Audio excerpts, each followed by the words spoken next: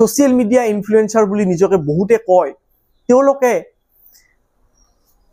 অসমীয়া জাতিক লৈ বিভিন্ন কথা কয় কিন্তু এই যে পাৱাৰলুমৰ এই গামোচাবিলাক যে বজাৰত আছে এই গামোচাখনক লৈ